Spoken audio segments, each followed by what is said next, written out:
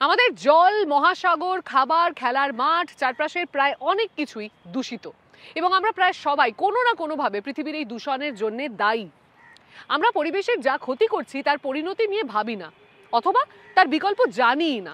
তবে জেনে রাখাই পরিবর্তনের প্রথম ধাপ। নমস্কার, ইকো ইন্ডিয়ার আজকের পর্বে আপনাদেরকে স্বাগত জানাচ্ছি। আমি দেবী সাহা। আজকের পর্বে থাকছে পৃথিবীর বৃহত্তম টেক্সটাইল হাবগুলোর মধ্যে একটা পশ্চিম ভারতের গুজরাট। সেখানকার কিছু কোম্পানি তাদের বর্জ্য জলকে প্রাকৃতিক উপায়ে পুনর্ব্যবহার করে। গুজরাটে এক বাবা মেয়ে মিলে জলের তলায় ডুব দিয়ে নিয়মিত প্লাস্টিক পরিষ্কার করেন। মানুষজনকেও পাশে পাচ্ছেন তাঁরা। চেন্নাইয়ের আবাসনের বাসিন্দারা জৈব বর্জ্য আলাদা করছেন, জৈব আবর্জনা সংগ্রহ করে সার হিসেবে ব্যবহার করেন তাঁরা। সুতির একজোড়া জিন্স তৈরিতে প্রায় ৮,০০০ লিটার জল লাগে। তুলো গাছের চাষেও এমনিতে অনেক জল খরচা হয় এবং তুলোর শিল্প প্রক্রিয়াকরণ পদ্ধতিতেও প্রচুর জল লাগে। আচ্ছা, এভাবে বিপুল পরিমাণ জল অপচয় না করে কি সুন্দর পোশাক তৈরি করা সম্ভব? চলুন গুজরাটের ভাদোদারায় একটি টেক্সটাইল হাবে ঘুরে আসা যাক। রঙিন এবং সুন্দর ভারতীয় পোশাক, কিন্তু বিশ্বের জল দূষণের প্রায় ২০% জন্য দায়ী পোশাক শিল্প। বিশেষ করে কাপড়ের রং দেয়া আর ফিনিশিংয়ের ধাপটি পরিবেশের জন্য মারাত্মক ক্ষতিকর।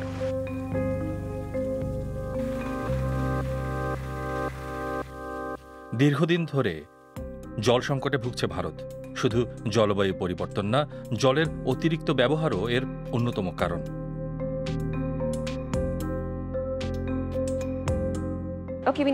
আমাদের বুঝতে হবে চিরাচরিত ডাইং প্রিন্টিং পদ্ধতিতে প্রচুর জল লাগে। ভারত এই সমস্যা মোকাবেলার চেষ্টা করছে।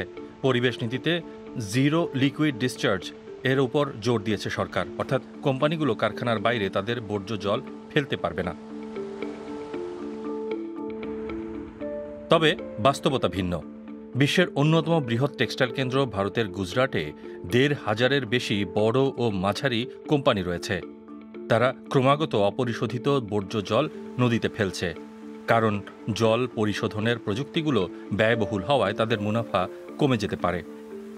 তবে এক্ষেত্রে গুজরাটের বোধি নামের সংস্থাটি ব্যতিক্রমী।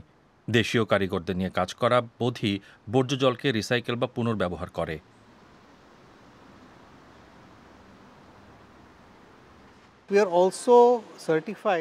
আমাদের জিরো ডিসচার্জ ইউনিটের সনদ রয়েছে। জিরো ডিসচার্জ ইউনিটের অর্থ আমরা বর্জ্য জল সরাসরি ফেলি না। সমস্ত বর্জ্য জল আমাদের নিজস্ব ওয়ার্কশপের মধ্যে পুনর্ব্যবহার করা হয়। আমরা পুরনো অভ্যাস থেকে বেরিয়ে এসেছি। আমাদের এই জল নিজেদেরই ইউনিটে উন্মুক্ত জমিতে বা সেচের কাজেও ব্যবহারের জন্য যথেষ্ট উপযোগী।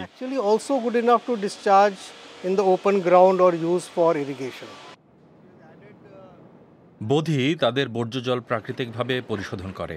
এটি কিভাবে কাজ করে তা ব্যাখ্যা করেছেন সহ-প্রতিষ্ঠাতা প্রদীপ সিনহা। কাছ থেকে লক্ষ্য করলে দেখবেন ফ্লক্স জড়ো হচ্ছে এবং খুব দ্রুতই সেগুলো নিচে জমা হবে। এখানেই বর্জ্য জলের প্রাথমিক পরিশোধন হয়। ফিটকিরি ও চুনের দ্রবণ বড় বড় কণার ক্লাস্টার বা ফ্লক্সগুলোকে একত্রিত হতে সাহায্য করে, যা সহজেই অপসারণ করা যায়। দেখুন, নিচে কাদা কাদা অংশগুলো থিতিয়ে পড়েছে। উপরের জল মোটামুটি পরিষ্কার। আরো বেশি সময় রেখে দেওয়া হলে উপরের অংশ আরো স্বচ্ছ হবে। এই উদ্ভিদগুলো শোভা বর্ধনের জন্য নয়, জল পরিশোধনে তারাও গুরুত্বপূর্ণ ভূমিকা রাখে। এমনকি ভারী ধাতু অপসারণ করতে পারে। এই গাছ আসলে কিছুই করছে না। গাছের শেকড়ে ব্যাকটেরিয়া থাকে। জল এই জৈব স্তরের মধ্য দিয়ে যাওয়ার সঙ্গে সঙ্গে এটি প্রথমে বালির স্তর এবং তারপরে নুড়ির স্তরের মধ্য দিয়ে যায়। এভাবে এই বিশুদ্ধ হয়ে যায়। জলে থাকা যে কোনো কণা ফিল্টারে আটকা পড়ে। বর্জ্য জলের পুনর্ব্যবহার দূষণ কমানোর একটি উপায়। কিন্তু ফ্যাব্রিক প্রিন্টিংয়ের উপর নির্ভর করেও বর্জ্য জলের পরিমাণ কম বেশি হতে পারে। গুজরাটের রাসায়নিক কোম্পানি জাইডেক্স প্রচলিত প্রিন্টিং পদ্ধতির বদলে তারা রঞ্জক বা পিগমেন্ট দিয়ে প্রিন্টিং করে, যা তুলনামূলক পরিবেশ বান্ধব। এক্ষেত্রে পোশাকে সরাসরি রঞ্জক দেওয়ার বদলে পিগমেন্টের পেস্ট দিয়ে প্রিন্ট করা হয়। এতে কম জল খরচ হয় এবং পরবর্তীতে প্রক্রিয়াকরণেরও প্রয়োজন পড়ে না। তারা অ্যাপ্রিকন নামের নতুন এক প্রিন্টিং প্রযুক্তি উদ্ভাবন করেছে, যার মাধ্যমে পিগমেন্ট প্রিন্টিংয়ের সমস্যার সমাধান হয়েছে বলে দাবি সংস্থাটির। This is a pigment-based printing solution. এটি পিগমেন্ট নির্ভর প্রিন্টিং পদ্ধতি, কিন্তু প্রথমবারের মতো এটিকে আমরা রিঅ্যাক্টিভ প্রিন্টিং এর সঙ্গে মেলাতে পেরেছি। Now this could be related with respect to উৎপাদনের শেষে কাপড়টা হাতে নিলে কি অনুভূতি হতে পারে, পোশাক ধোয়া কিংবা ঘর্ষণের ক্ষেত্রে তা কতটা প্রতিরোধী হবে ইত্যাদির সঙ্গে এর সম্পর্ক রয়েছে। It could be also with respect to the rubbing resistance. প্রচলিত রিঅ্যাক্টিভ প্রিন্টিংয়ের তুলনায় জাইডেক্সের এই পদ্ধতি ৭৫% পর্যন্ত জল সংরক্ষণ করতে পারে, যার কারণে ৫৫% পর্যন্ত কম জ্বালানির প্রয়োজন পড়ে। অন্যদিকে বোধিতে প্রতিদিন গড়ে ১,০০০ লিটার জল পুনর্ব্যবহার হয়, যার মাধ্যমে এই শিল্পের প্রচলিত কারখানাগুলোর চেয়ে তারা ১/৩ কম জল ব্যবহার করে।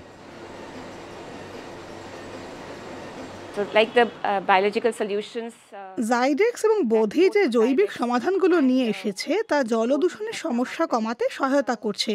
এগুলো খুব ছোট সমাধান বলে মনে হতে পারে, তবে সত্যি আশাব্যঞ্জক।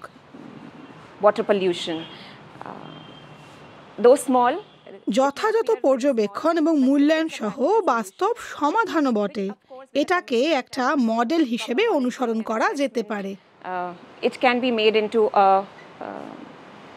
model which can be replicated. পাশাপাশি উৎপাদনের কাজে লাগানোর জন্য বৃষ্টির জলও সংরক্ষণ করে বোধি। ভূগর্ভস্থ জলের চেয়ে বৃষ্টির জলে কম খনিজ থাকে, ফলে কাপড়ের রং সামঞ্জস্যপূর্ণ থাকে, যা সহজে ধুয়ে যায় না।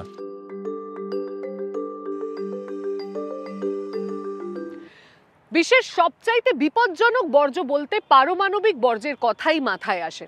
গোটা বিশ্বে ৪৫০টি এবং ভারতবর্ষে ২৩টি পারমাণবিক বিদ্যুৎ উৎপাদন কেন্দ্র রয়েছে। ভারত সরকার পারমাণবিক উপায়ে বিদ্যুৎ উৎপাদন ক্ষমতা বাড়াবার পরিকল্পনা করেছে এবং দাবি করেছে এটা পরিচ্ছন্ন এবং পরিবেশ বান্ধব, যা আমাদের কার্বন নেট জিরো লক্ষ্য পূরণে অত্যন্ত জরুরি।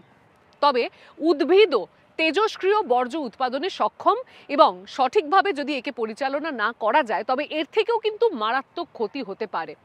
ফিনল্যান্ড পারমাণবিক বর্জ্যের সমাধানে একটি উপায় খুঁজে বের করেছে, যার থেকে গোটা বিশ্ব উপকৃত হতে পারে। মাটির ৪৩৭ মিটার নিচে এসেছি আমরা। সারা বিশ্বের পারমাণবিক জ্বালানির একমাত্র স্টোরেজের ভিতরে রয়েছি আমরা। কয়েক হাজার বছরের মধ্যেও এখানে কোনো বিপদের আশঙ্কা নেই। ভূগর্ভস্থ গভীর এই সুড়ঙ্গটিকে পারমাণবিক বর্জ্যের গেম চেঞ্জার বলে মনে করা হচ্ছে। সারা বিশ্বে ১০ লাখ টন পারমাণবিক বর্জ্য ছড়িয়ে আছে। কিছু ক্ষেত্রে বিষাক্ত পদার্থ পরিবেশে মিশছে। এর প্রতিকার কি তা কারো জানা নেই। ব্যতিক্রম ফিনল্যান্ড। কিভাবে এটা করছে তারা? সারা বিশ্ব কি একই উপায়ে পারমাণবিক বর্জ্য সমাধান করা যাবে?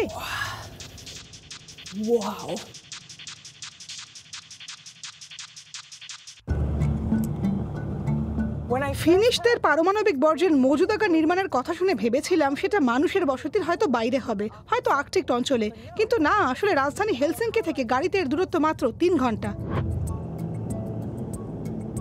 ইয়োরাইয়োকি ১০,০০০ বাসিন্দার একটি পৌরসভা। এটি ইউরোপের বৃহত্তম পারমাণবিক চুল্লি স্থানও হতে যাচ্ছে। দরপত্রের মাধ্যমে ৪টি জায়গার মধ্যে থেকে এই পৌরসভাটিকে বেছে নেওয়া হয়েছে। বিদ্যুৎ প্রকল্পের ঠিক পাশেই ২০০৪ সালে শুরু হয় এর নির্মাণ কাজ।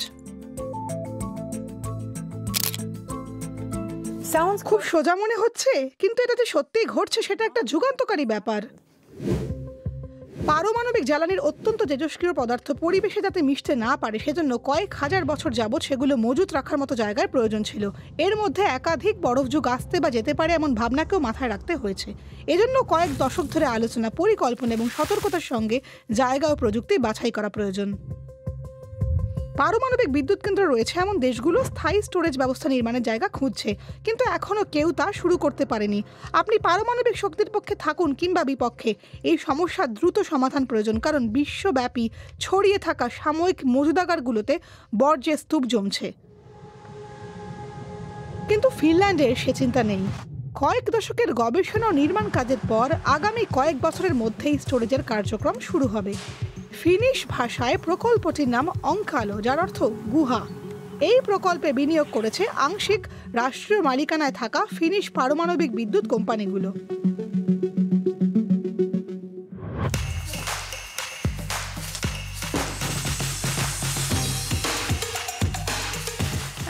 এবার আমরা প্রস্তুত।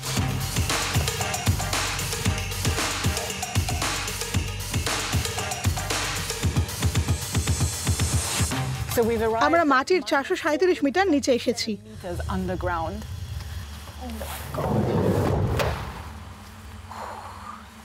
মনে হচ্ছে একটা গুহায় রয়েছি।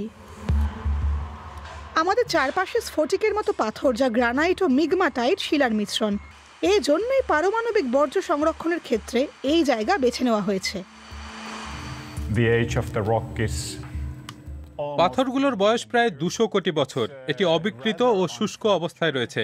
এখানে ভূগর্ভস্থ জলের চলাচলও বেশি নয়।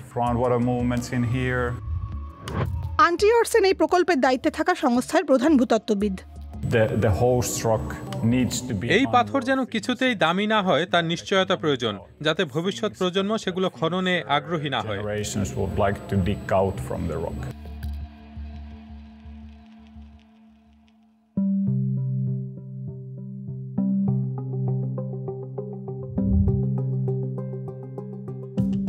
এমন পাথরের সন্ধান কাজের প্রথম ধাপ, কারণ পারমাণবিক বর্জ্য অন্য যে কোনো বর্জ্যের চেয়ে আলাদা।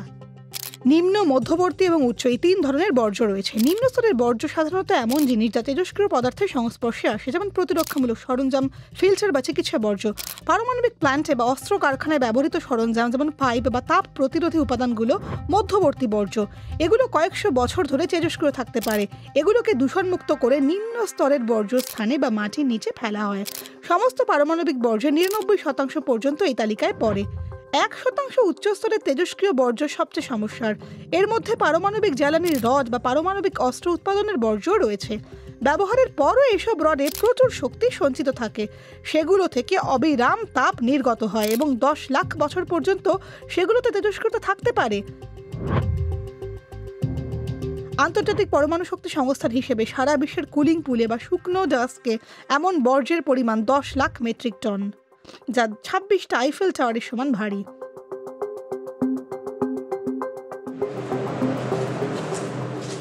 সেগুলোর কিছু অংশ থেকে তেজস্ক্রিয় পদার্থের বিকিরণ ঘটছে। এর সর্বোত্তম সমাধান হলো বর্জ্য ভূগর্ভের গভীরে চাপা দেওয়া, যাতে বিপদ কাটার আগে পর্যন্ত কয়েক লক্ষ বছর ধরে সেগুলো সংরক্ষিত থাকে। রডগুলো থেকে যাতে তেজস্ক্রিয়তা না বেরোয়, তার জন্য সেগুলোকে ঠিকভাবে আবদ্ধ করা দরকার। ফিনল্যান্ডে ব্যবহৃত জ্বালানি রডগুলো 5 সেন্টিমিটার পুরু এবং প্রায় 5 মিটার উচ্চ তামার ক্যানিস্টারে সিল করা হয়। তারপর লিফটের মাধ্যমে ভূগর্ভে পাঠানো হয়। বিশাল লম্বা টানেল বরাবর গর্ত খোঁড়া হয়, তারপর ক্যানিস্টারগুলোকে গর্তে রাখা হয়। এত গভীর যে আমার প্রতিধ্বনি শুনতে পাবেন সেখানে।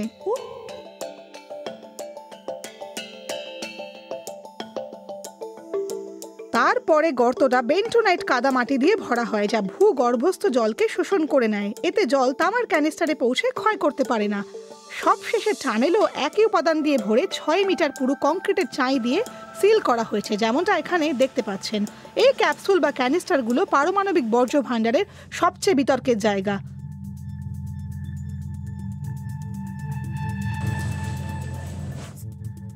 বেন্টোনাইট স্তরে যদি ত্রুটি থাকে বা ক্ষতিগ্রস্ত হয় এবং সালফাইড ও হাইড্রোজেনযুক্ত ভূগর্ভস্থ জল ক্যানিস্টারে পৌঁছায়, তাহলে কি হবে? গবেষকরা দেখিয়েছেন তামা ক্ষয়প্রাপ্ত হতে পারে এবং ক্যানিস্টারের দায়িত্বে থাকা কোম্পানির ধারণার অনেক আগে কয়েক দশকের মধ্যে ক্ষতিগ্রস্ত হতে পারে। এ নিয়ে গবেষণা এখনো চলছে। বিষয়টা নিয়ে বিজ্ঞানীদের মধ্যেও বিতর্ক রয়েছে, কিন্তু এর মাধ্যমে উল্লেখযোগ্য ঝুঁকি তৈরি হওয়ার মতো অনিশ্চয়তা নেই বলেই মনে করছে ফিনিশ পারমাণবিক নিরাপত্তা কর্তৃপক্ষ এবং পাসিভা নামের কোম্পানিটি। তাদের দাবি, ক্যানিস্টার তাদের অনেকগুলো প্রতিরক্ষামূলক স্তরের একটি।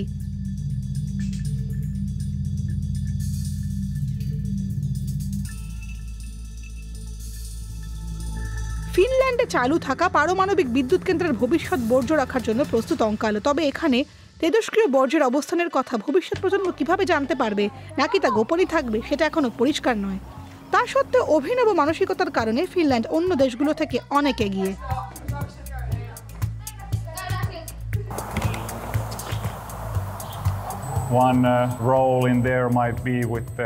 এক্ষেত্রে ফিনিশদের বাস্তববাদী মানসিকতার ভূমিকা রয়েছে। বর্জ্যের সঠিক ব্যবস্থাপনা প্রয়োজন, এই অভিন্ন বোধটি তাদের সবার মধ্যেই রয়েছে। ভবিষ্যৎ প্রজন্মের জন্য তা ফেলে রাখা উচিত হবে না। এই বিষয়ে সমাজে খুব কমই বিরোধিতা রয়েছে।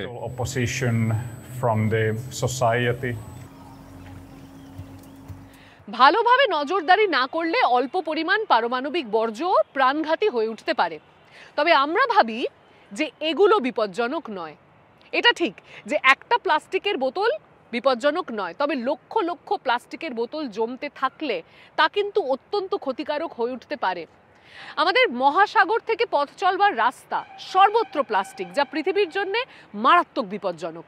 এর সমাধান খুঁজতে আমরা একটি অল্প বয়সী মেয়ের সঙ্গে কথা বলেছি। তিনি বিজ্ঞানী নন, তবে প্লাস্টিক বর্জ্যর সমাধানে তিনি যা ভাবছেন, চাইলে কিন্তু তা আমরাও ভাবতে পারি। চেন্নাইয়ের উপকূলে স্কুবা ডাইভ দিতে তৈরি অরবিন্দ ও তার 9 বছরের মেয়ে, যার একটি ব্যতিক্রমী শখ রয়েছে।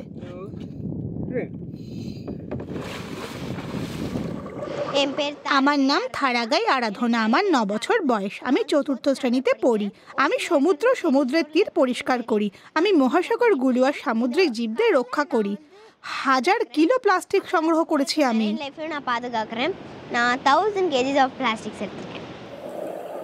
বাবার সঙ্গে প্রথমবার সমুদ্রে ডুব দিয়ে চারপাশ দেখে অবাক হয়েছে সে।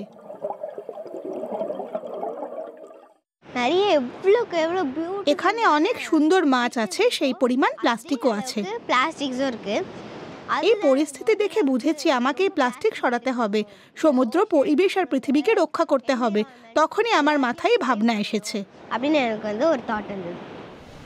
জনপ্রিয় সৈকতে প্রচুর প্লাস্টিক পড়ে থাকে, যার অধিকাংশ একবারের বেশি ব্যবহারের উপযোগী নয়। চারপাশে খেয়াল রেখে মাত্র 10 মিনিট হাঁটলে দেখবেন বোতলের চেয়ে বোতলের ঢাকনা বেশি। বোতলগুলো ঠিক জায়গায় ফেলা নিয়ে তারা সচেতন, কিন্তু ঢাকনা ফেলতে ভুলে যান অনেকে। একইভাবে সুন্দর খাওয়ার পর অনেক সময় প্লাস্টিকের চামচ ফেলে দেন তারা। আবার বাড়ি থেকে আনা হলুদ ব্যাগে প্লাস্টিক বর্জ্য ভরে নিয়ে যান অনেকে। তা সত্ত্বেও দূষণ বন্ধের একমাত্র সমাধান এগুলোর উৎপাদন বন্ধ করা। প্লাস্টিকের এই বর্জ্য পরিবেশ ও সামুদ্রিক জীবনের উপর ক্ষতিকারক প্রভাব ফেলছে। রামেশ্বরম போகும்போது ডাইভিং பண்ணோம்। একবার আমরা রামেশ্বরমে ডাইভিংয়ে গিয়েছিলাম। তখন একটা ডুগং, যা সামুদ্রিক গাভী নামেও পরিচিত, সেটাকে দেখলাম জালে আটকা পড়ে মারা গেছে। ডুগংয়ের সংখ্যা দ্রুত কমছে। শুধু ডুগং নয়, জাল ও প্লাস্টিকের কারণে সমস্ত সামুদ্রিক জীবন ধ্বংস হয়ে যাচ্ছে। மெரின் லைஃபோ பிளாஸ்டிக் அப்புறமா நெட்ஸால தான் செத்து போகுது। সি গ্রাস ডুগংয়ের চারণভূমি এবং বিভিন্ন প্রাণীর আবাসস্থল। সামুদ্রিক মাছ ও অমেরুদণ্ডী প্রাণীরা তাদের প্রজনন ও খাদ্য সংগ্রহের কাজে তা ব্যবহার করে। সামুদ্রিক ঘাসের বাস্তুতন্ত্র বজায় রাখার মাধ্যমে ডুগং পরোক্ষভাবে সমুদ্রের জীববৈচিত্র্য বজায় রাখতে ভূমিকা রাখে। அப்பா ஒரு 18 ইয়ার্সা ডাইভ। আমার বাবা 18 বছর ডাইভিং করছেন। সব মিলিয়ে 30,000 কিলো বা তারও বেশি প্লাস্টিক সরিয়েছেন তিনি। আমি মাত্র 3 বছর ডাইভিং করছি। আমাদের উদ্যোগ দেখে একাধিক সংস্থা আমাদের পরিষ্কার করার কাজে ডেকেছে। আমি, বাবার বন্ধুরা সবাই মিলে প্লাস্টিক সরানোর কাজ করি। அவங்களுக்காக প্লাস্টিক ক্লিন আপ பண்ணி கொடுத்தோம்। স্থানীয় স্বেচ্ছাসেবকদের নিয়ে অরবিন্দ আরাধনা তাদের প্লাস্টিক সংগ্রহের সাপ্তাহিক কার্যক্রম চালাচ্ছেন। এই কাজে উৎসাহীদের সংখ্যা ক্রমশই বাড়ছে, যা প্রমাণ করছে পরিবেশ সংরক্ষণে অনেকেরই কিন্তু আগ্রহ রয়েছে। আমরা সপ্তাহে 3 দিন ক্লিন আপ ড্রাইভ দিই। সমুদ্রে 5 থেকে 6 কিলোমিটারের মতো ঘুরি, যেখানে পাথর রয়েছে। যেখানেই পাথর থাক না কেন, তার আশেপাশের এলাকায় প্লাস্টিক থাকবেই। জাল এবং প্লাস্টিক সংগ্রহ করে তীরে ফিরিয়ে আনি। আমরা পুরসভার প্রক্রিয়া মেনে সেগুলো ফেলি।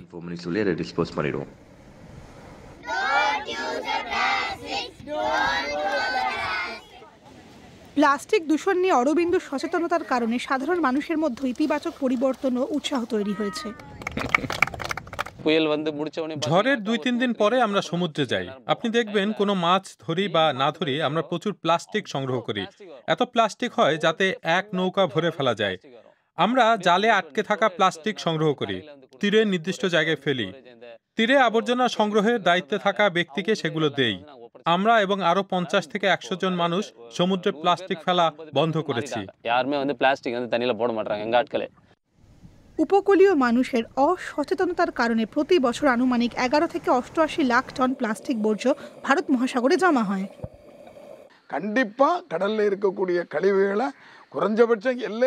আমরা বিরাট মহাসাগরের সবটা হয়তো পরিষ্কার করতে পারবো না, কিন্তু 5 কিলোমিটার পরিষ্কার রাখার লক্ষ্য ঠিকই পূরণ করতে পারবো। আশা করি আমরা সফল হব। প্লাস্টিক পুনর্ব্যবহারের পরিকল্পনার নেতৃত্ব দিচ্ছে উপকূলীয় এই খুদেরা। আমাদের সবচেয়ে বড় ভরসা শিশুরাই। তারা বাড়িতে তাদের বাবা মাকে প্রশ্ন করে, মা, জল দূষিত হলে মাছ অসুস্থ হবে না? সেই মাছ খেলে আমরা সংক্রমিত হব না? আমরা দেখেছি এই মাছগুলো অসুস্থ হয়ে পড়ছে, প্লাস্টিকের বর্জ্যে আটকা পড়ছে। শিশুরাও লক্ষ্য করেছে যে সমুদ্র দূষিত হয়ে পড়েছে। তারা বাবা মাকে সেগুলো বলে। শিশুরা সচেতন হলে সেটাই আমাদের সবচেয়ে বড় জয়।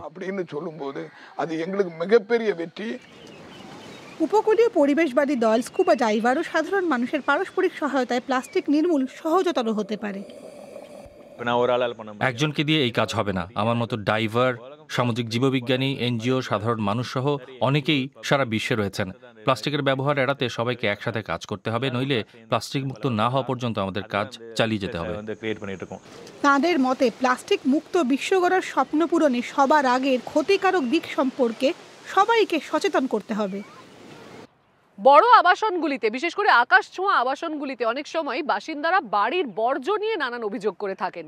এই বিপুল পরিমাণ বর্জ্য দিয়ে কী বা করা সম্ভব, একথাই তাঁরা বলে থাকেন। রাজধানী দিল্লিতে প্রত্যেক দিন প্রায় 11,000 টন কঠিন বর্জ্য উৎপন্ন হয়। পৃথকীকরণ, পুনর্ব্যবহার এবং ব্যবস্থাপনা একটি বড়সড় চ্যালেঞ্জ। এমনকি অনেক সময় জৈব বর্জ্য আলাদা করবার পরেও ব্লক স্তরে দুর্বল পৃথকীকরণের কারণে তা ভাগাড়েই গিয়ে মেশে। তবে চেন্নাইয়ের একটি আবাসনে এই ছবিটা একেবারে আলাদা। রান্নার বর্জ্যগুলো সামাল দিতে এই নারী এমন কাজ করেন যা চেন্নাইয়ের 65 লাখ বাসিন্দাদের অনেকেই করেন না। জৈব বর্জ্য আলাদা করে তিনি সবুজ বিনে ফেলেন। তার এই আবাসনের 30টির বেশি পরিবার একই কাজ করে। তবে তামিলনাড়ুর রাজধানীর এই মানুষেরা ব্যতিক্রমী। ল্যান্ডফিলস நிறைய இருக்கு, குப்பை மக்காது। প্রচুর ভাগা রয়েছে এখানে, বর্জ্য সহজে ক্ষয় হয় না, তাই এটা পরবর্তী প্রজন্মের জন্য একটা হুমকি। ஏற்கனவே நிறைய ஸ்டெப்ஸ் পার্সোনালা எடுத்துட்டு இருக்கேன்। ব্যক্তিগতভাবে আমি যা পারি তাই করি। ফল ও সবজি কাটার সময় আমি কম্পোস্টেবল আবর্জনার জন্য বালতিতে বর্জ্য ফেলি। আমি গৃহ সহায়িকাকেও এটা বুঝিয়ে দিয়েছি। এমনকি আমার ছোট ছেলেও এখন এটা জানে। এই পৃথিবীকে, পরিবেশকে পরিষ্কার পরিচ্ছন্ন সুস্থ রাখতে আমাদের এই ছোটখাটো ব্যবস্থা নেওয়া উচিত। சின்ன முயற்சியெல்லாம் கண்டிப்பா எடுக்கலாம் நம்ம। কয়েক বছর ধরে চেন্নাইয়ের বাসিন্দারা জৈব বর্জ্য আলাদা করতে বাধ্য, কিন্তু খুব কম জনই তা মেনে চলেন। সেগুলোকে কম্পোস্টে পরিণত করার জন্য আছে বিশেষ কেন্দ্র, কিন্তু সেখানে যাওয়ার বদলে অন্যান্য আবর্জনার সঙ্গে সেগুলো ভাগাড়ে গিয়ে মেশে। জৈব বর্জ্য পচে মিথেনের মতো গ্রিন হাউস গ্যাস নির্গত হয়। এই অ্যাপার্টমেন্ট কমপ্লেক্সের বাসিন্দারা তাদের জৈব বর্জ্য শুধু আলাদাই করেন না, নিজেরাই কম্পোস্ট করেন। সেগুলো সারে পরিণত হতে 45 দিন সময় লাগে। এভাবে 2019 সাল থেকে 6 টন বর্জ্য ভাগাড়ে পতিত হওয়া থেকে রক্ষা পেয়েছে।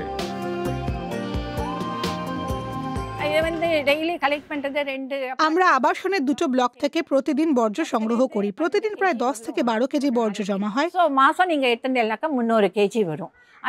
প্রতি মাসে প্রায় 300 কেজি হয়। এগুলো থেকে আমরা 250 কেজি সার পাই, যা নিজেদের বাগানে ব্যবহার করি।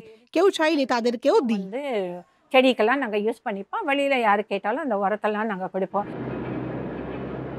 এই আবাসনের সবাই অবশ্য প্রকল্পটিকে শুরুতে সহজে মেনে নেননি।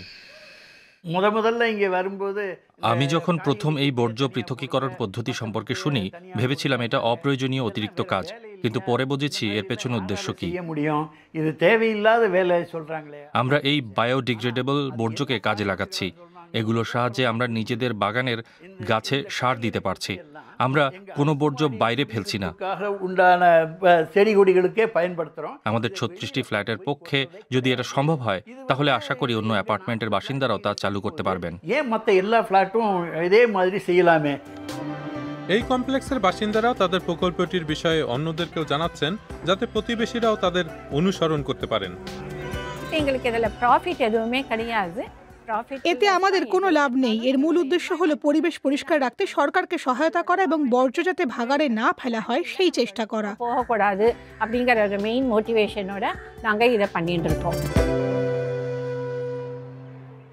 পরিবেশ বাঁচাতে আমাদের অনেক বড়সড় সমাধান প্রয়োজন।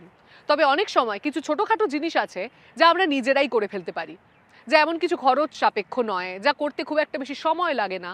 সহজেই সেই সমস্ত সমাধান আমরা নিজেরাই করে ফেলতে পারি। আপনারা নিজেরা কি দূষণ কমাতে কোনো উদ্যোগ নিয়েছেন? তবে তা আমাদেরকে সোশ্যাল মিডিয়ায় যোগাযোগ করে জানাতে পারেন অথবা ইমেলেও লিখে জানাতে পারেন। আজকের মতো এ পর্যন্তই। আবারও দেখা হচ্ছে ইকো ইন্ডিয়ার আগামী পর্বে। ততদিন ভালো থাকবেন, সুস্থ থাকবেন। নমস্কার।